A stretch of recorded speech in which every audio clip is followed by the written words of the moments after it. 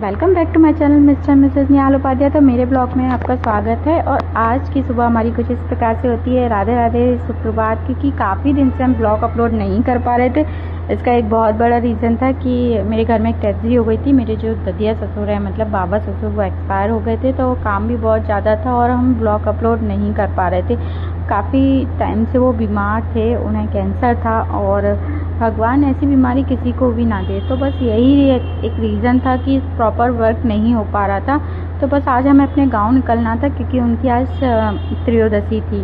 तो बस सुबह जल्दी उठ के हम लोग रेडी हुए, घर के सारे काम किए और हम निकल गए। आज हम लोग बाइक से जा रहे थे क्योंकि जब भी हम 4 व्हीलर से जाते हैं हम रुक नहीं पाते हैं, तो हमें वहाँ रुकना था। तो आज हम लोग बाइक से गए और हम लोगों को मौसम अच्छा था। जब हम निकले थे तो मौसम बहुत अच्छा था, तो हमने डिसाइड किया हम बाइक से जाएंगे। पर रास्ते का मौसम कुछ इस तरीके खतरनाक हुआ कि कहीं धूप हो गई।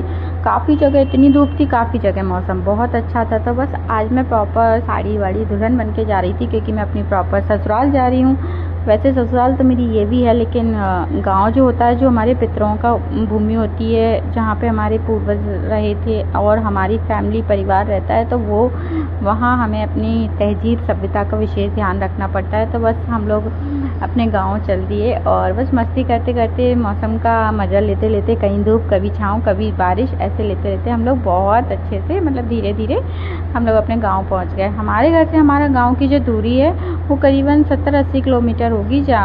तो बस हम लोग वहीं मतलब 70-80 किलोमीटर का ट्रैवल हमने बाइक से ही किया था क्योंकि काफ़ी हम लोग गाड़ी से जाते हैं तो ड्राइवर ही लेके जाना पड़ता है। तो बस वही हम जल्दी आ जाते हैं क्योंकि ड्राइवर इतने टाइम रुकता नहीं है। तो मौसम इतना प्यारा हो गया था, आप लोग देख सकते हैं, इतना प्यारा मौसम था कि हम लोग बाइक से मज़े तो आ रहे थे जाने में। बस नोक-झोंक करते करते हम लोग अपने गांव के रास्ते मतलब आप देख सकते हैं हम लोग जा रहे हैं। मेरा गांव जो है वो भिंड ज़िले में पड़ता है, मतलब ज़िला ही चेंज हो जाता है। हम लोग जो रहते हैं वो दूसरे ज़िले में रहते हैं और जो मेरा ससुराल वाला गांव है वो दूसरे ज़िले में पड़ता है, मतलब भिंड ज़िले में पड़ता है। हम बहुत ही फेमस, मतलब मेरा जो गांव है बहुत ही फेमस है। वहाँ मतलब सुना है कि कृष्ण भगवान और बलराम जी मतलब वहाँ पर गाय चराने आते थे। 300 किलोमीटर दूर वो अपने वृंदावन, मथुरा वृंदावन से यहाँ तक गाय चराने आते थे। तो मेरे गांव का जो नाम है वो गौहर पड़ गया था।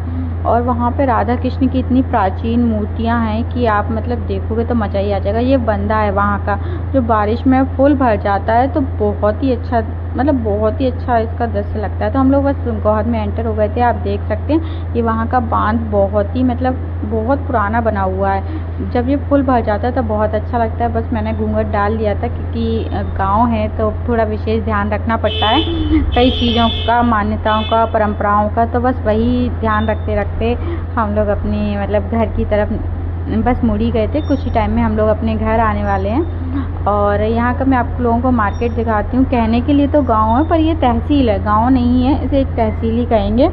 और मतलब भिंड जिले में एक तहसील है। यहाँ पर राधा कृष्ण के इतने प्राचीन मूर्तियाँ बनी हुई हैं। यहाँ जो किला है वहाँ पर राधा कृष्ण के साथ रुक्मिणी भी विराजमान है। कहते हैं संभाग का एक ही लौता मंदिर है, यहाँ राधा कृष्ण के साथ रुक्मिणी विराजमान है। और जिस जगह मेरे राधा कृष्ण हो वहाँ से मेरा कनेक्शन ना हो, ऐसा हो ही नहीं सकता। बस एक यही रीज़न है कि मेरा इस जगह से कनेक्शन शायद भगवान ने इसी वजह से किया हो। और बस यही, यहाँ पे काफ़ी सारे मंदिर हैं। कहा जाता है यहाँ 108 मंदिर है। हर घर में यहाँ पे राधा कृष्ण जरूर होते हैं, राधा कृष्ण की पूजा होती है।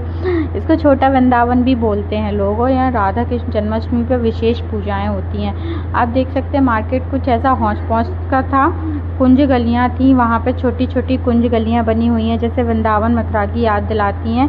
तो इसी तरीके से हमारा प्यारा सा छोटा सा, पता नहीं लोग गांव क्यों बोलते हैं, समझ नहीं आता है।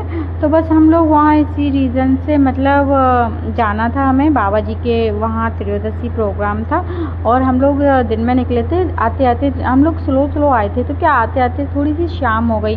तो यहाँ ये सब्जी मंडी अभी प्रॉपर लगी नहीं है। दिन में यहाँ पे बहुत रश रहता है, यहाँ पे बहुत मतलब क्राउड रहता है, आप निकल ही नहीं पाते गाड़ी लेकर। हम लोग जब एक बार 4 व्हीलर से आए थे तो गाड़ी ही फंस गई थी क्योंकि यहाँ कुंज गलियाँ पे सच में ये वृंदावन की याद दिलाता है मेरा गांव। मतलब छोटी छोटी गलियों से निकल के होते हुए मार्केट से हम लोग घर पहुँचेंगे।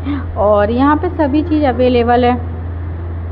यहाँ पे हर एक चीज़ मिलती है कि ऐसा नहीं है कि किसी चीज़ को लेने के लिए हमें बाहर जाना पड़ता है, यहाँ सब कुछ मिलता है। तो बस आप देख सकते हैं कि मैं आपको ये कुंज गलियाँ दिखा रही हूँ, याद आ रही है ना वृंदावन की। तो बस आप देख सकते हैं कि वृंदावन जैसी छोटी छोटी गलियाँ हैं। तो बस मज़ा आ जाता है यहाँ आते आते। मतलब अब मैं अपने घर का रास्ता, बस मेरा घर का रास्ता आने ही वाला था, मैंने घूंघट किया और ये यहाँ का फेमस जो किला है।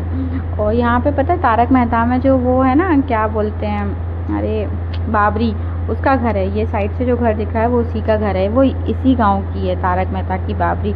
और ये सामने कोर्ट कचहरी बना हुआ है। और बस यहाँ से हमारे यहाँ का किला स्टार्ट होता है। बहुत ही फेमस किला है। यहाँ राधा रानी का मंदिर बना हुआ है जिसमें रुक्मिणी भी विराजमान है कृष्ण भगवान के साथ, क्योंकि हमारे बहुत ही कम मंदिर ऐसे हैं यहाँ पर रुक्मिणी के साथ कृष्ण भगवान है। बस ये किला है जो कि मैं अभी तक घूमने नहीं जा पाई। बस आते हैं जिस रीज़न से, कभी पूजा पाठ किसी भी रीज़न से आते हैं तो तुरंत ही हम लोग रिटर्न हो जाते हैं। लेकिन जब टाइम मिलेगा, मैं जब भी यहाँ घूमने जाऊँगी आप लोगों को ज़रूर दिखाऊँगी अपने यहाँ का किला।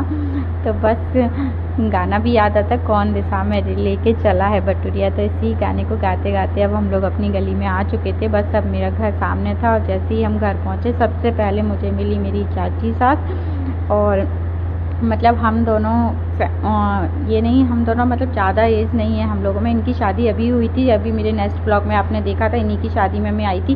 हम सास बहू हैं, आपको देख के लग रहा होगा कि हम सास बहू हैं। तो बस आज के ब्लॉग को मैं यहीं एंड करती हूँ, क्योंकि ब्लॉग मैं नहीं अपलोड कर पाऊँगी आगे का। Thanks for watching.